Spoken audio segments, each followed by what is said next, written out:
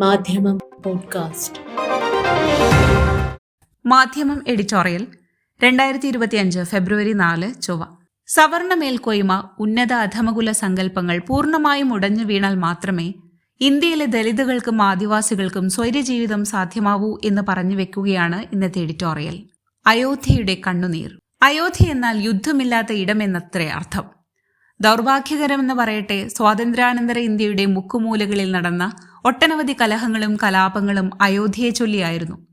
ഈ പേരു പറഞ്ഞ് ഗുജറാത്തും ബോംബെയുമെല്ലാം കലാപച്ചോരയിൽ കുതിർന്നപ്പോഴും അയോധ്യ സമാധാനം കൈവിട്ടില്ല. സരയു ശാന്തമായൊഴുകി. മുൻനിര VHP, BJP, RSS നേതാക്കളുടെ ആഹ്വാനം ചെവികൊണ്ട് ബാബരി മസ്ജിദ് തകർത്ത സംഘപരിവാർ ക്രിമിനലുകൾ കലാപവും തീവെപ്പും നടത്തിയ 1992 ഡിസംബറിലാണ് ആ മണ്ണിൽ നിന്ന് ചോരയുടെ മണമുയർന്നത്. സുപ്രീം കോടതി പുറപ്പെടുവിച്ച വിധിയുടെ ബലത്തിൽ കേന്ദ്രത്തിലെ BJP ഭരണകൂടം പണി പൂർത്തിയാവാത്ത ക്ഷേത്രം തിടുക്കപ്പെട്ട് തുറന്നുകൊടുത്തുവെങ്കിലും അന്നാട്ടിലെ ജനത ഹിന്ദുത്വ ശക്തികൾക്കെതിരിലാണ് വോട്ട് രേഖപ്പെടുത്തിയത്. ഇപ്പോഴിതാ അയോധ്യയിൽ നിന്ന് ഏങ്ങലിന്റെ ശബ്ദം കേൾക്കുന്നു. കൂട്ട ലൈംഗികാതിക്രമത്തിനിരയായി കൊല്ലപ്പെട്ട ഒരു ദലിത് യുവതിയുടെ ചോരയുടെ മണമുയരുന്നു. കഴിഞ്ഞ വ്യാഴാഴ്ച രാത്രി ഒരു മതചടങ്ങിൽ പങ്കെടുക്കാൻ പോയ യുവതി മടങ്ങി വന്നില്ല. കുടുംബാംഗങ്ങൾ പോലീസിനെ സമീപിച്ചെങ്കിലും കാര്യമായ പ്രതികരണമൊന്നും ഉണ്ടായില്ല. പിന്നീട് കേൾക്കുന്നത് അവളുടെ കീറിപ്പറഞ്ഞ വസ്ത്രങ്ങൾ രക്തം പുരണ്ട നിലയിൽ ഒരു പാടശേഖരത്തിൽ നിന്ന് കണ്ടുകിട്ടിയെന്ന വാർത്തയാണ്. പിന്നാലെ പിച്ച് ചീന്തപ്പെട്ട, കണ്ണ് പിഴുതെടുക്കപ്പെട്ട, എല്ലുകൾ ഒടിഞ്ഞു നുറുങ്ങിയ ഉയരറ്റ ദേഹം ഗ്രാമത്തിനടുത്തുള്ള ഒരു കനാലിൽ നിന്ന് ലഭിക്കുകയും ചെയ്തു.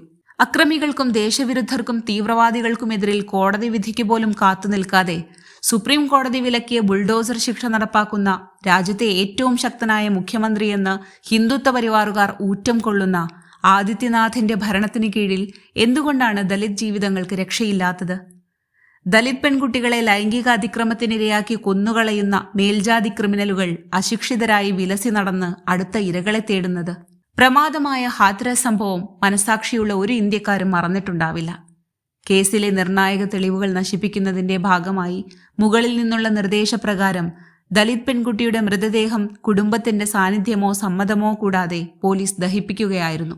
ലൈംഗികാതിക്രമത്തിനിരയാക്കി കൊലപ്പെടുത്തിയ മേൽജാതിക്കാരായ ക്രിമിനലുകൾ മതിച്ചു വാഴുമ്പോൾ ഈ സംഭവം റിപ്പോർട്ട് ചെയ്യാൻ പുറപ്പെട്ട മലയാളി മാധ്യമ പ്രവർത്തകന് ജീവിതത്തിലെ 2 സംവത്സരങ്ങൾ തടവറയിൽ ഹോമിക്കേണ്ടി വന്നു.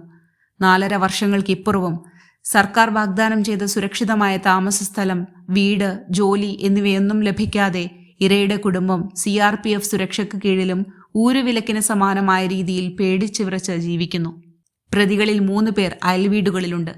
ആരെങ്കിലും പശുവിറച്ചിയുമായി സഞ്ചരിച്ചാൽ, ആരെയെങ്കിലും സംബന്ധിച്ച് പശുക്കടത്തുകാരെന്ന് സംശയം തോന്നിപ്പോയാൽ സംഘപരിവാറിന്റെ ഗോരക്ഷാ ക്രിമിനലുകൾ സംഘം ചേർന്ന് കൊന്നുകളയുന്ന നാട്ടിലാണ് ദലിത് ജീവിതം ഇത്ര കണ്ട് ആപത്സന്ധിയിൽ നിൽക്കുന്നത് എന്നോർക്കണം. മിൽക്കിപൂർ നിയമസഭാ മണ്ഡലത്തിൽ നാളെ ഉപതെരഞ്ഞെടുപ്പ് നടക്കാനിരിക്കുന്നതിനാൽ അയോധ്യയിലെ ബലാത്സംഗ കൊലയിൽ പ്രതികരണവുമായി രാഷ്ട്രീയ നേതാക്കൾ രംഗത്തിറങ്ങിയിട്ടുണ്ട്. മിൽക്കിപൂരിനെ നിയമസഭയിൽ പ്രതിനിധീകരിച്ചിരുന്ന അയോധ്യയുൾപ്പെടുന്ന ഫൈസാബാദ് മണ്ഡലത്തിൽ നിന്ന് ലോക്സഭയിലെത്തിയ സമാജ്വാദി പാർട്ടി അംഗം അവിതേഷ് പ്രസാദ് ഒരു വാർത്താ സമ്മേളനത്തിനിടെ പൊട്ടിക്കരഞ്ഞുകൊണ്ട് പറഞ്ഞത് കൊല്ലപ്പെട്ട പെൺകുട്ടിയുടെ കുടുംബത്തിന് നീതി ലഭിക്കാത്ത പക്ഷം താൻ MP സ്ഥാനം രാജിവെക്കുമെന്നാണ്. ഭീം ആർമി നേതാവും ലോക്സഭാംഗവുമായ ചന്ദ്രശേഖർ ആസാദ് രാവൺ, പ്രതിപക്ഷ നേതാവ് രാഹുൽ ഗാന്ധി, സമാജ്വാദി പാർട്ടി മേധാവി അഖിലേഷ് യാദവ്, വയനാട് MP പ്രിയങ്ക ഗാന്ധി തുടങ്ങിയവർ സംഭവത്തെ ശക്തമായ ഭാഷയിൽ അപലപിച്ചിട്ടുണ്ട്. എന്നാൽ അവധേഷ് പ്രസാദിന്റെ കരച്ചിലിനെ നാടകം എന്നാക്ഷേപിച്ച മുഖ്യമന്ത്രി ആദിത്യനാഥ് സംഭവത്തിന് പിന്നിൽ സമാജ്വാദി പാർട്ടിയുമായി ബന്ധമുള്ള ഏതെങ്കിലും ക്രിമിനലുകൾക്ക് ബന്ധമുണ്ടാകുമെന്ന പ്രസ്താവനയാണ് നടത്തിയത്.